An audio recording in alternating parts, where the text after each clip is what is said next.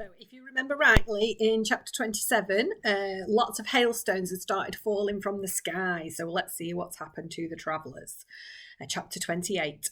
One by one, the travellers came out again onto the top of the peach and gazed carefully around.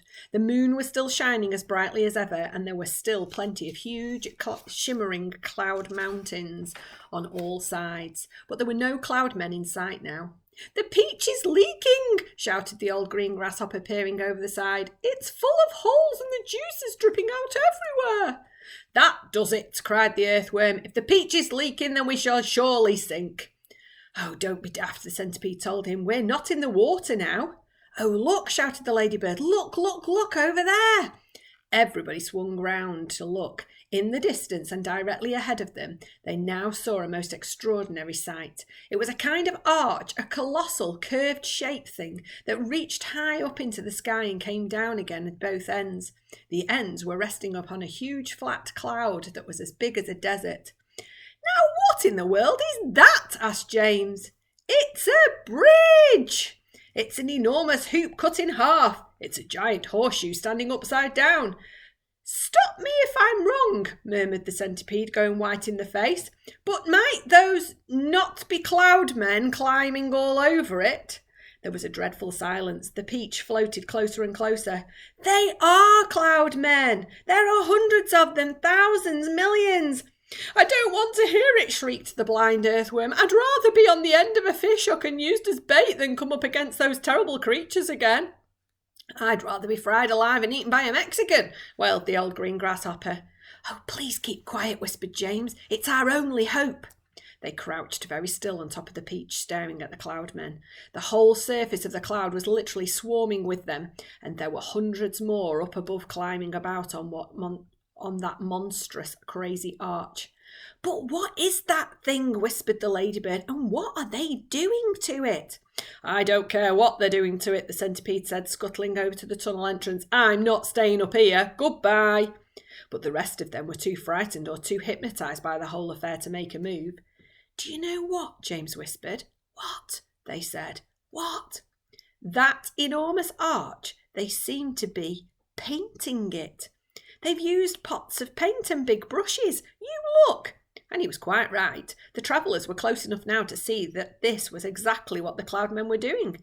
They all had huge brushes in their hands, and they were splashing the paint onto a great curvy arch in a frenzy of speed. So fast, in fact, that in a few minutes the whole of the arch became covered with the most glorious colours: reds, blues, greens, yellows and purples.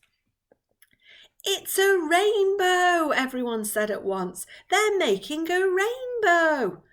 "Oh, isn't it beautiful? Just look at those colours." "Centipede!" they shouted. "You must come up and see this." They were so enthralled by the beauty and brilliance of the rainbow that they forgot to keep their voices low any longer. The centipede poked his head cautiously out of the tunnel entrance. "Well, well, well," he said. "I've always wondered how those things were made, but why all the ropes? What are they doing with those ropes?" "Good heavens, they're pushing it off the cloud," cried James. "There it goes. They're lowering it down to the earth with ropes."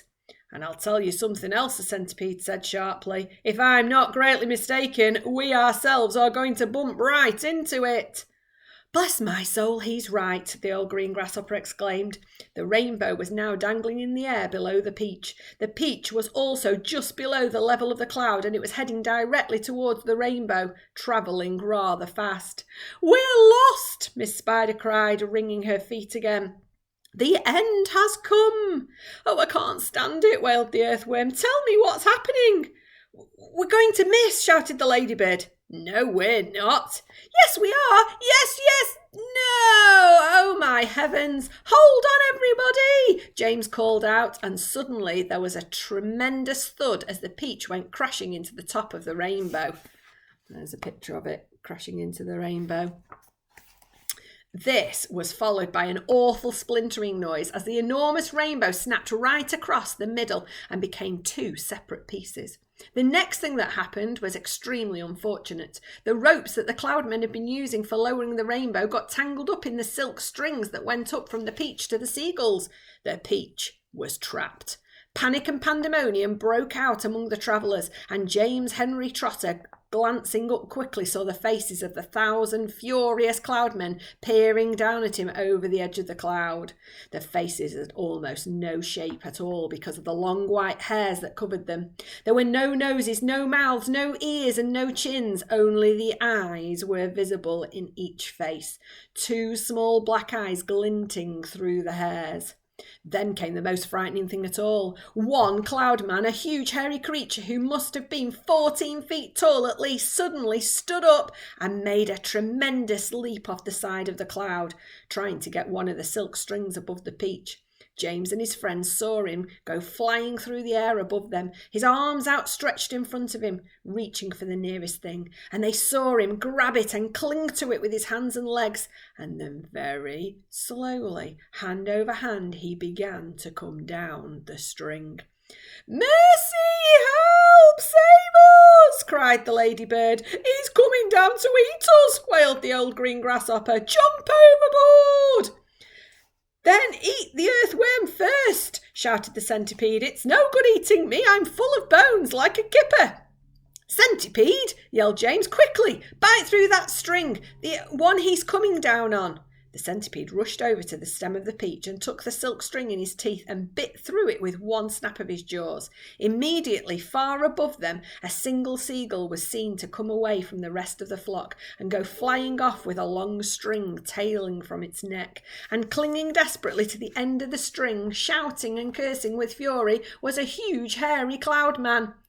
Up and up he went, swinging across the moonlit sky, and James Henry Trotter, watching him with delight, said, "My goodness, he must weigh almost nothing at all for one seagull to be able to pull him up like that. He must be all hair and air."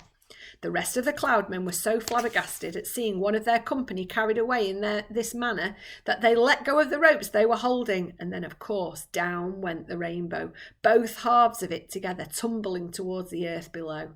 This freed the peach, which at once began sailing away from that terrible cloud. But the travellers were not in the clear yet. The infuriated cloudman jumped up and ran after them along the cloud, pelting them mercilessly with all sorts of hard and horrible objects. Empty paint buckets, paintbrushes, step ladders, stools, saucepans, frying pans, rotten eggs, dead rats, bottles of hair oil. Anything those brutes could lay their hands on came raining down upon the peach. One cloudman, taking very careful aim, tipped a whole gallon of thick purple paint over the edge of the cloud, right onto the centipede himself. The centipede screamed with anger. "My legs!" he cried. "They're all sticking together. I can't walk, and my eyelids won't open. I can't see. And my boots are ruined." But for the moment, everyone was far too busy dodging the things that the cloudmen were throwing to pay any attention to the centipede. "The paint is drying," he moaned. "It's going hard. I can't move my legs. I can't move anything." "You can still move your mouth," the earthworm said, "and that is a great pity." "James," bawled the centipede, "please help me. Wash off this paint. Scrape it off. Anything." And I'll see you tomorrow for chapter 29.